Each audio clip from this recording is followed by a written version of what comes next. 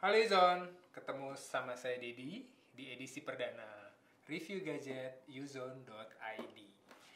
Kali ini di edisi perdana kita mau nge-review apa ya? Kira-kira? Kita punya edisi perdana ini, kita punya Oppo F3 Plus.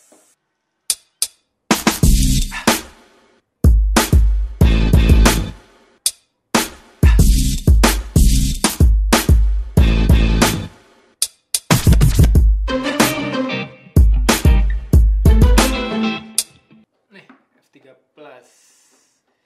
Kira-kira udah ada yang tahu belum sih istimewanya F3 Plus ini apa? F3 Plus ini ternyata memang dibikin Oppo untuk apa ya, semacam memantapkan diri mereka sebagai handphone selfie expert. Kenapa bisa dibilang kayak gitu? Di handphone ini Oppo naruh dua kamera di depan yang peruntukannya berbeda-beda. Penasaran nggak? Yuk kita langsung aja lihat keunggulannya handphone ini seperti apa sih. Karena selama 2 minggu kemarin Uzone sudah pakai handphone ini untuk dicoba, dites, dan sekarang kita review seperti apa sih Oppo ini. Desainnya sih nggak berubah jauh ya daripada pendahulunya si F1. F3 Plus ini mirip-mirip lah sama F1 sebetulnya, atau F1S. Nah, tapi memang dimensinya aja yang lebih besar. Bodinya masih pakai konsep unibody yang pakai balutan bahan aluminium.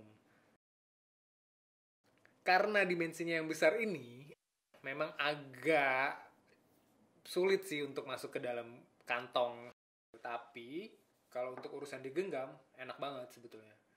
Karena dia sudut-sudutnya dibikin melengkung gitu, dan cukup nyaman dipegang untuk jangka waktu yang lama. Kayak misalnya nonton YouTube atau main game, itu cukup enak.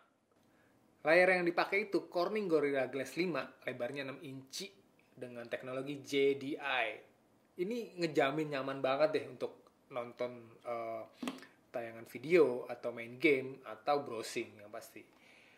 Nah, untuk tombol sih masih kayak pendahulunya ya, ada tombol sleep atau on di sebelah kanan, terus volume barnya di sebelah kiri. Nah, di bawahnya ini ada jack audio, terus untuk charging USB dan speaker. Terus ada si tombol yang sebetulnya nggak bisa dibilang tombol sih. Ini karena nggak bisa dipencet. Ini fingerprint sebetulnya. Kayak gitu.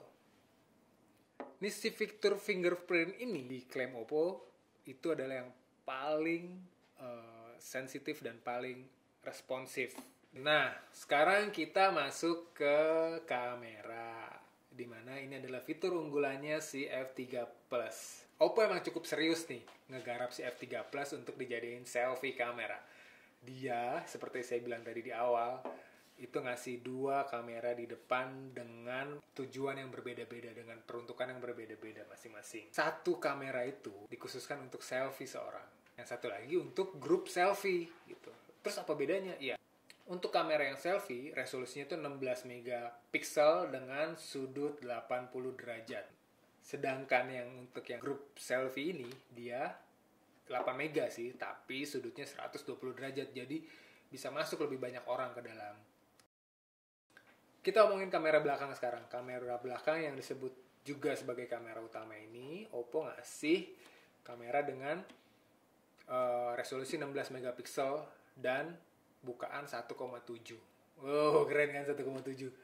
Nah, iya, udah pastilah hasilnya di luar ruangan pasti bagus, dan di dalam ruangan juga masih bagus. Dan yang pasti bokeh yang dihasilkan itu cakep banget deh untuk ukuran kamera handphone. Kekurangannya sih bokehnya tuh masih berantakan sih sebetulnya. Jadi dia nggak rapi ngebungkus si objeknya gitu loh kalau kita selfie atau kita foto untuk yang lain.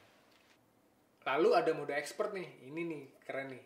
Mode expert ini bikin si handphone ini kayak kamera biasa gitu. Jadi kita bisa motret pakai mode manual dengan mengatur speed atau bukaan.